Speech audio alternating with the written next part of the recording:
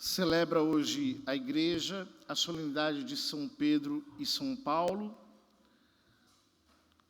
cujo martírio banhou com seu sangue a Cátedra de Roma, mãe de todas as igrejas. O evangelho que a liturgia nos propõe comentar é justamente a passagem da confissão de Pedro em Mateus, capítulo 16. O texto diz: Jesus foi à região de Cesareia de Filipe. Cesareia, cidade de César. Recebeu esse nome porque foi construída em homenagem ao imperador de Roma. Roma, que justamente será a sede do Beatíssimo Apóstolo São Pedro. E ali perguntou aos seus discípulos: quem dizem os homens ser o Filho do Homem? Ou, na versão de São Marcos, quem dizem os homens que eu sou? Eles responderam: alguns dizem que é João Batista, outros que é Elias, outros ainda que é Jeremias ou algum dos profetas. Porque a resposta a essa pergunta, por parte da opinião circulante sobre Cristo, recai sobre João Batista, Elias, Jeremias ou algum dos profetas. Possivelmente pelo motivo de que todos estes profetas foram celibatários. São João Batista morreu virgem. Elias não tinha esposa. Jeremias foi proibido por Deus de casar-se. Portanto, vem o Senhor sempre só, sem a companhia de uma esposa, e pensam que ele se encaixe naqueles arquétipos anteriores. João Batista, Elias, Jeremias. Então Jesus lhes pergunta: e vós, quem dizeis que eu sou? Ou seja, o que São Mateus está querendo assinalar aqui são duas ordens de conhecimento. Um é o conhecimento oriundo dos sentidos. Aquilo que eu ouço falar, aquilo que dizem a mim, aquilo que se circula, é o nível do conhecimento sensível. Mas há um outro nível. Esse outro nível será descortinado a partir daqui. E vós, quem dizeis que eu sou? Simão Pedro respondeu: tu és o Messias, o Filho do Deus vivo. Tu és o Messias. A palavra Messias vem do hebraico e significa ungido. Mas quem era ungido no Velho Testamento? Era ungido no Velho Testamento o rei e o sacerdote. Estes eram ungidos. E é muito interessante porque havia entre algumas correntes judaicas a ideia de um duplo Messias. Ou seja, que viria um grande rei da dinastia de Davi e, junto com ele, um grande sumo sacerdote da tribo de Levi. Ou seja, dois ungidos,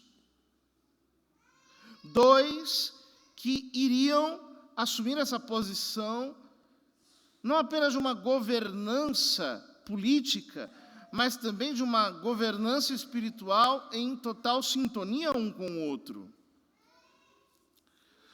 Mas São Pedro responde: tu és o Messias, tu és o ungido, rei e sacerdote.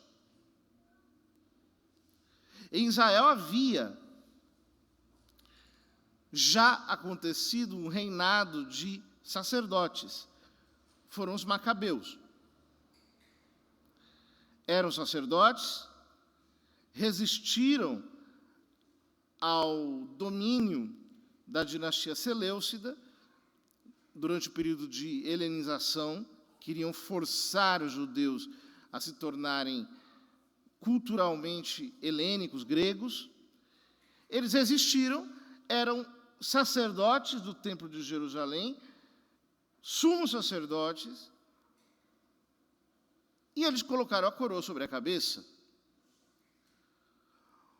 Portanto, aqui em Cristo, como que se condensam as duas imagens.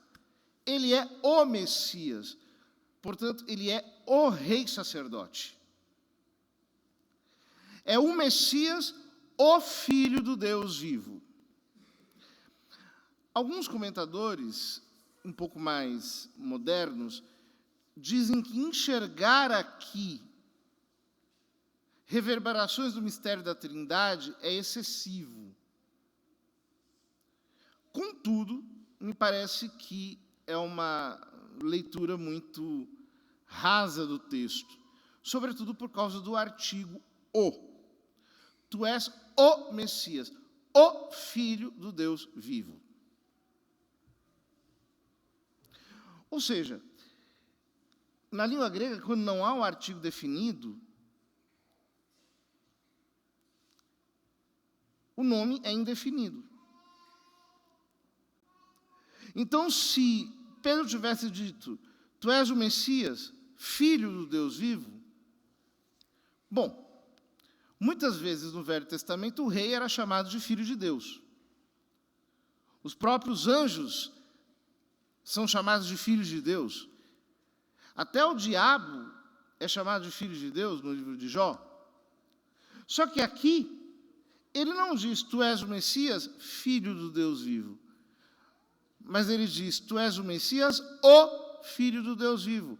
O que demonstra que, de algum modo, Pedro conhece aqui o mistério da filiação divina de Cristo.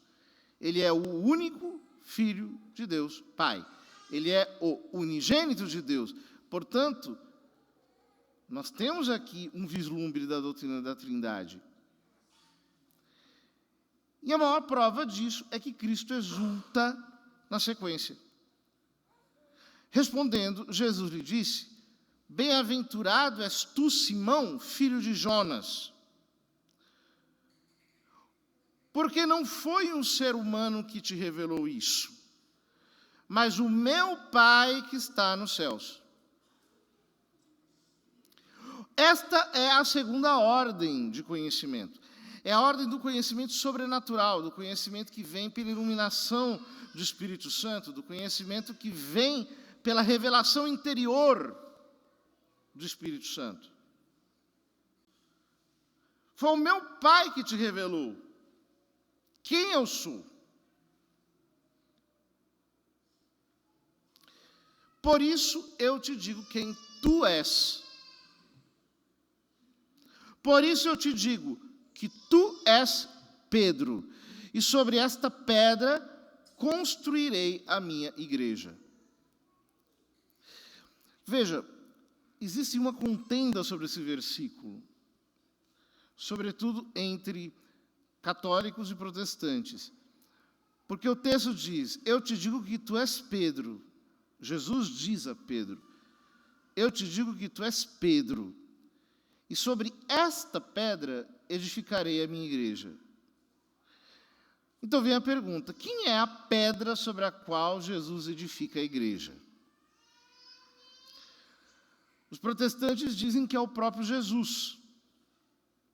E para isso, recorrem à primeira carta de São Pedro, quando o autor diz que a pedra rejeitada pelos homens é Cristo, a pedra angular. E que nós, como pedras vivas, edificamos o corpo de Cristo. Ele é o fundamento. O problema não está tanto nesse tipo de jogo de versículos, mas em entender que a mesma metáfora pode ser utilizada em diferentes sentidos.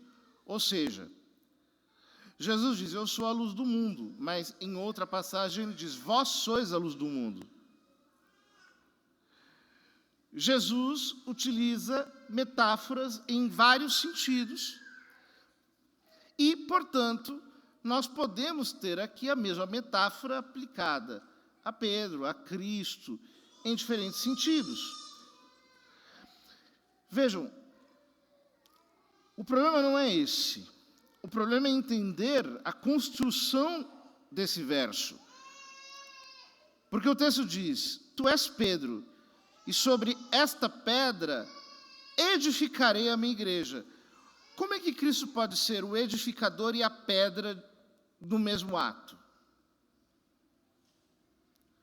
Não tem sentido esse modo de entender esse verso, ainda que a metáfora possa se aplicar em outros contextos de maneira diferente. Cristo é o edificador da igreja, mas ele a edifica sobre essa pedra. Então, os exegetas mais inclinados ao protestantismo diziam assim, Petrus vem de Petra. Ou seja, eu tenho uma diferença de palavras, e, portanto, assim como Pedro vem de pedra, portanto, Pedro não pode ser a pedra. O problema é que se nós entendermos que Jesus falava aramaico, em aramaico não tem diferença entre Pedro e pedra. É a mesma coisa. É kefá e kefá, no grego. E parece que soa assim também no aramaico. Portanto, não adianta a gente fazer muita ginástica de interpretação. Tu és Pedro, e sobre esta pedra edificarei a minha igreja. A pedra aqui é Pedro mesmo. Mas, Jesus diz, as portas do Hades, as portas da morte, não prevalecerão contra ela. O que significa dizer isso? Jesus está dizendo, tu és Pedro, e sobre esta pedra edificarei a minha igreja. A palavra igreja aparece 2 vezes no Evangelho de São Mateus. A primeira aqui, a segunda em Mateus, no capítulo 18, que é o chamado sermão eclesiástico, quando Jesus fala sobre a correção fraterna, e ele diz que aquele que é corrigido, se não se corrigir depois da primeira correção dada em particular, e pela segunda dada por um grupo, então Jesus diz, dizei-o vós à igreja. A igreja. O que significa a palavra igreja? A palavra eclesia no grego. A palavra eclesia vem de 2 palavras gregas, né? Kalel, que é chamar, e chamar para dentro. Então, a palavra igreja significa convocação. E, no Velho Testamento, todas as vezes, ou em muitas vezes, em que se fala sobre o povo, a assembleia do povo, a convocação do povo, se utiliza na tradução grega a palavra eclesia. Ou seja, se Jesus é o rei, todo rei tem um reino. Se Jesus é o rei, não existe rei sem povo. Não existe rei sem uma assembleia que ele rege, que ele governa. Portanto, vejam, não tem muito para onde escapar. A igreja é esse povo de Deus, essa assembleia, esse reino. Esse reino do qual Cristo é o Messias, do qual Cristo é o Senhor, do qual Cristo é o Rei. Portanto, quando Jesus diz: tu és Pedro, sobre esta pedra eu edificarei a minha eclesia, e as portas do Hades, as portas da morte, não prevalecerão sobre ela, contra ela. O que Jesus está dizendo é: a igreja, a minha igreja, é indefectível, ela não vai morrer. A igreja que eu estou edificando, esse povo que eu estou edificando, não vai acabar. É um povo mesmo. É um povo do qual eu sou o rei. É uma nação. É um povo organizado. Esse povo, essa assembleia, esse povo meu não vai morrer. A igreja, como afirma o dogma católico, é indefectível. A igreja não será destruída. O Concílio Vaticano I diz que a cátedra de Pedro não será destruída, porque a igreja está fundada sobre essa rocha.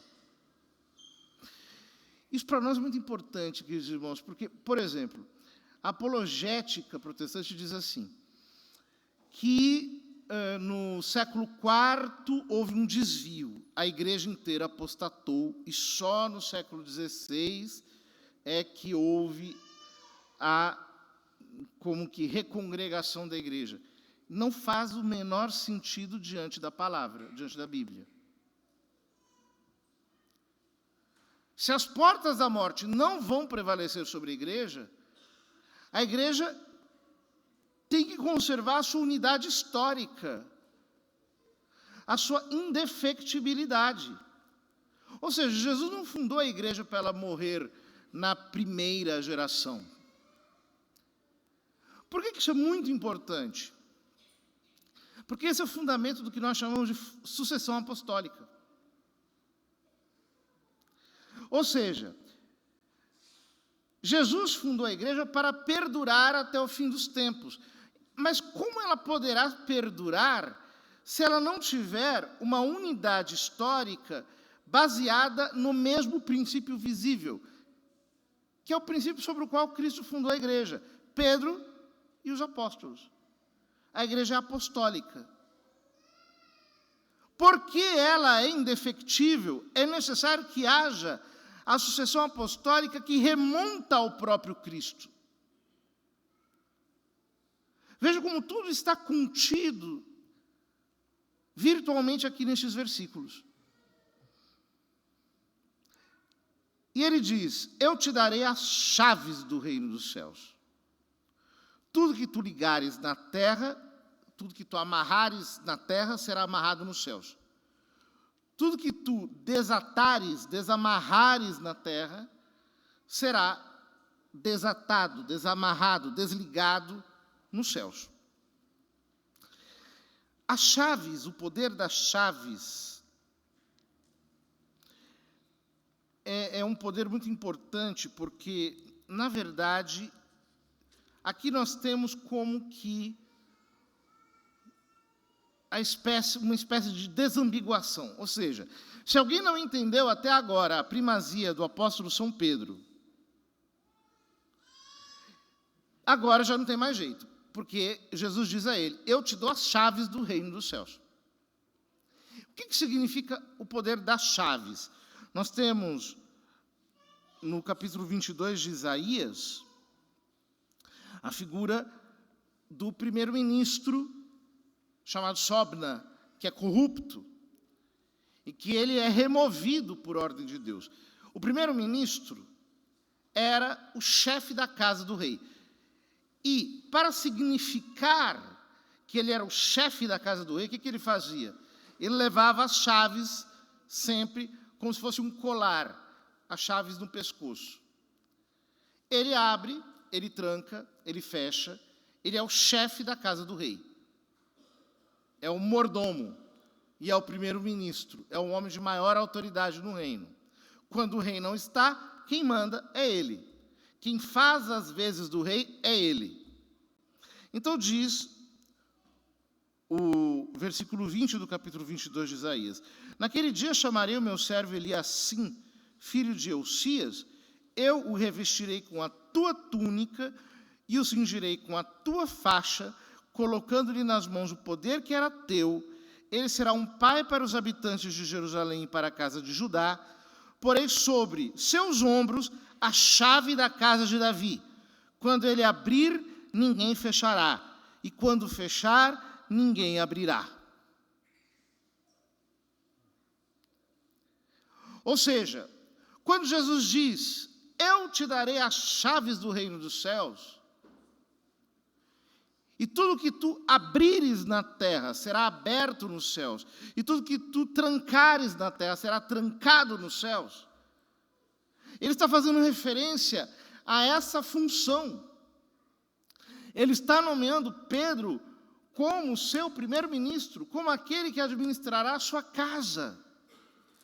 Isso é muito interessante porque no próprio Evangelho de São Mateus,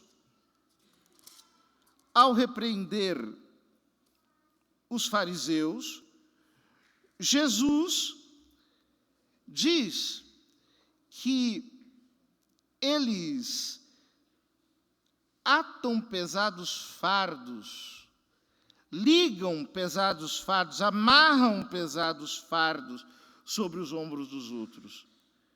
E eles mesmos não podem levá-los sequer com um dedo. Ou seja, o poder das chaves é o poder de dar um ensino que vincula, um ensino vinculante, um ensino que amarra, um ensino que nos faz todos reduzidos à mesma obediência. É o poder magisterial. É o poder de ensinar. Já nos primeiros séculos nós vemos como a igreja se comporta assim. São Clemente de Alexandria, aliás, São Clemente de Roma, Lino, Cleto, Clemente, o terceiro sucessor de São Pedro, escreve uma porção de cartas para as igrejas, especialmente a igreja de Corinto, colocando ordem no barraco. Havia muita confusão por lá. São João, apóstolo, ainda estava vivo, estava em Éfeso, que era muito mais perto de Corinto do que Roma. Mas quem intervém lá é São Clemente. E não há nenhum protesto contra a autoridade de São Clemente. Santo Inácio de Antioquia, na Síria, diz que a igreja de Roma preside a todas as igrejas na caridade. Santo Irineu de Lyon, no seu tratado contra as heresias, nós estamos ali entre os padres apostólicos, entre os primeiros padres da igreja, os discípulos dos apóstolos, propriamente dizendo.